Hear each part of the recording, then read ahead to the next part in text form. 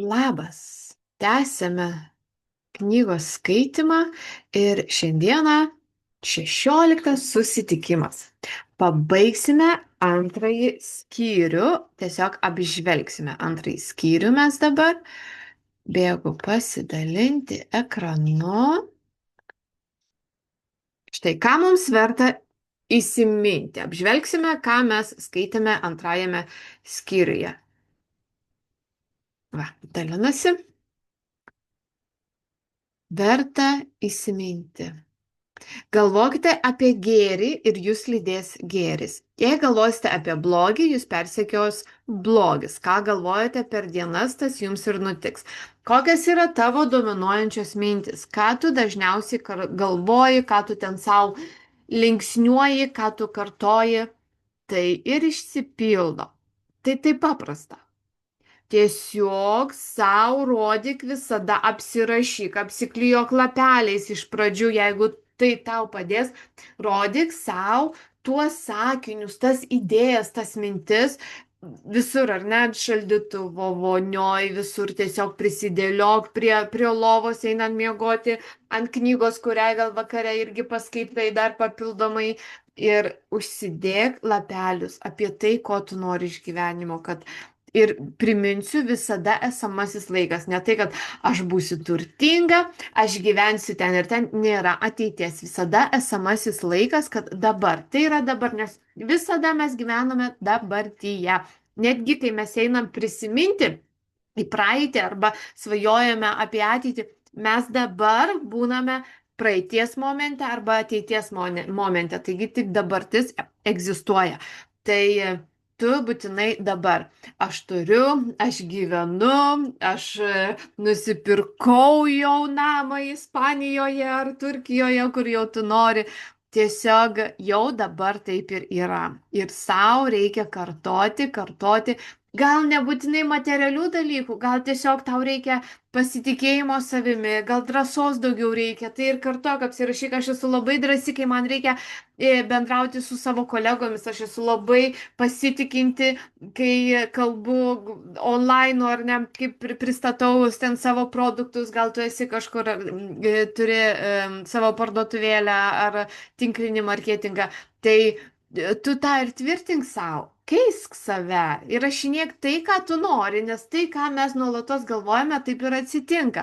Čia nėra jokios kažkokios magijos, viskas yra paremta moksliškai, tai mums tik reikia save gaudyti, kai mes einam ne tą kryptimį, susistabdyti save ir ar aš to noriu. Ne. Aš noriu, kad aš turiu, aš esu, aš gyvenu, aš šviečiu ir žydžiu.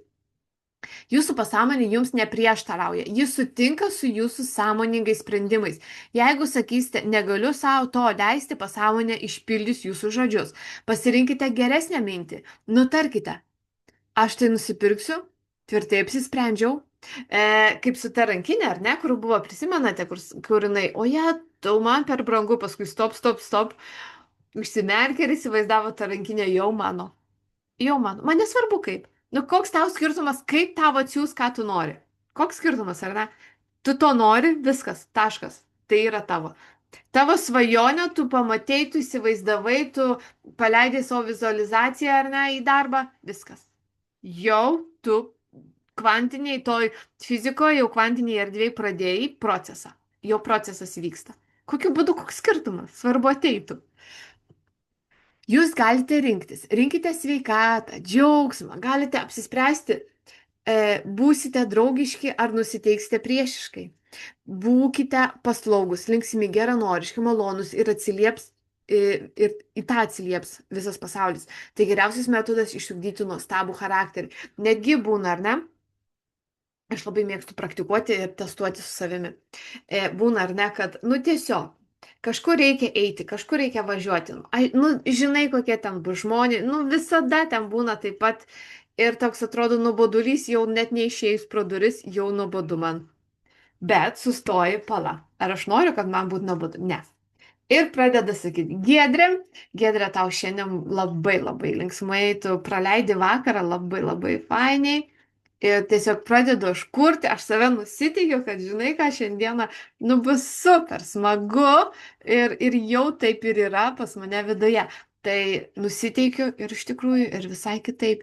Į bet ką galite, jūs tiesiog sustabdot, pala, aš kitaip nusiteikiu. Aš save kitam, į kitą energiją įlaipinu. Mes tokią turim irgi jėgą, tokią galę turim tai padaryti. Sąmonė yra sargas prie vartų. Svarbiausia jos funkcija apsaugoti jūsų pasąmonę nuo klaidingos įtaigos. Patikėkite tuo, kad gali įvykti ir jau vyksta kas nors gera. Jūs galite rinktis. Čia ir slypi jūsų stiprybė. Rinkitės laimę ir gausą. Nesąmonė yra tas dalykėlis, kas mus gali apsaugoti. Mus gali apsaugoti, jeigu tu kooperuosies ir dirbsi kartu ir nerodysi nesąmonių tai savo sąmoniai. Nu tiesiog nerodyk, neik, nesiklausyk, nesivelk į jokius kažkokius negatyvius, blogus dalykus. Tiesiog, ne, mes, čia ne mano, ne apie mane, man neverta lysti, nes jeigu tu įlysi, gerai atrodo, gal bus kažkoks lengvas ginčas, tenai į kolegų tarpą įlysi, bet žinok, tu pasiesi sėklą savo ateičiai. Kitą savaitę kas nors atsitiks, galvosi, nu kodėl man taip atsitiko? Nu va, tu nes ten buvai įlindusi ir pakūrei tokią energiją pas savęs, kuri pritraukė ir pas tave į gyvenimą tokį dalykėlį. Kitų žmonių teiginiai ir užuominos negali jums pakenkti. Įtaigos yra tik jūsų pačių mintis. Galite rinktis atmesti kitų negatyves mintis bei teiginius ir patvirtinti gėrį. Patys galite nuspręsti, kaip sureaguosite. Mes patys nusprendžiame, aš reaguoju ar apgalvotai atsakau. Kaip aš visada irgi kartoju, reaguoja gyvūnai. Tu turi daug didesnių ten intelektualių dalykų viduje. Tai tu jos naudok ir atsakyk. Nereaguok iš karto ar ne, pulk arba bėg, gyvūnai taip daro. Atsakai apgalvotai. Galvokite, ką kalbate. Turite gerai pasverti kiekvieną savo žodį, nes tai yra sodinimas į tavo ateitį. Tavo visi pasakyti žodžiai, išleista energija yra sodinimas į tavo ateitį. Ir kai aš pradedu darbą su savo studentais, pats pirmas dalykas, ką mes padarom, tai mes valomės. Valomės visokias nuoskaudas, ką kiti yra padarę, valomės visokius tokius keršto troškimus ir visi juk kažkada tokį turėjom, kad valomės visus šitos dalykus, nes jeigu tu kažkam linki blogo, kažkam nori atkeršyti, ant kažko ten esi padėjęs tą akį negerą, tu tai tą patį savo darai, tu kenki savo dar labiau. Nes tas žmogus gal jisai savo laimingai gyvena, o tu, tą juodą ar ne kamuolį čia viduje laikai ir traukia daugiau juodulio į savo gyvenimą. No, nedarom taip, ar ne? Visų pirmiausia, reikia pamiršti kitus žmonės, reikia tiesiog, kas buvo, tas buvo. Nuo šios minutės tu kuri savo ateitį. Tai ką tu nešiesi savo ateitį? Galvokite, tai va, toliau, ar ne? Niekada nesakykite, man nepasiseks, prarasiu darbą, neturiu iš ko mokėti nuomos, jūsų pasąmonė nesupranta juokų, jie įgyvendina viską, ką jūs sakote. Jūsų protas nekuria blogio, jokia gamtos jėga nesukelia blogio. Viskas priklauso nuo to, kaip jūs naudojate gamtos jėgas. Naudokitės savo protų taip, kad laimintumėte, gydytumėte ir įkvėptumėte aplinkinius žmonės. Man labai patinka skleisti šviesą. Kartais ir aš jos pritrūkstu savyje, bet kiek galiu, tiek aš jau spinduliuoju iš savęs. Man patinka įkvėpti kitus žmonės, man patinka pagirti, pamatyti, kokie yra šaunūs žmonės, kurie eina. Yra ir piktų dėdžių ir tetų, yra, ir juos matau. Ir aš tikrai linkiu, kad į jų gyvenimą ateitų tas šviesuliukas, kuris pakeis tą pyktį viduje į laimę ir džiaugsmą. Niekada nesakykite negaliu. Nuslopinkite savo baimę šiuo teiginiu.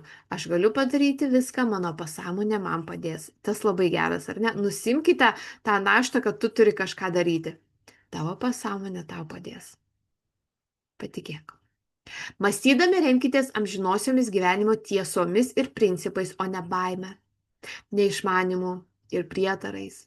Neleiskite aplinkiniams mąstyti už jūs, galvokite ir spręskite patys. Mes dažnai klausime, kaip tu manai, o ką man daryti? O kaip tu, ką tu darytum? Galvokite patys už save. Galvokite patys už save. Jis tai ne tu, ji tai ne tu. Tu esi tu. Tu kuri savo gyvenimą. Tu nuspręs, kas tau yra geriausia. Esate savo sielos pasąmonės kapitonas ir savo likimo kalvis. Nepamirškite, kad turite galimybę rinktis. Rinkitės gyvenimą. Rinkitės meilę. Rinkitės sveikatą, rinkitės laimę. Netgi gali pasirašyti ar ne savo, kad aš renkuosi gyvenimą, aš renkuosi laimę, aš renkuosi meilę, aš renkuosi sveikatą. Pasirašykit savo tokius 4 sakinukus. Ir tegul būna ant šaldytuvo.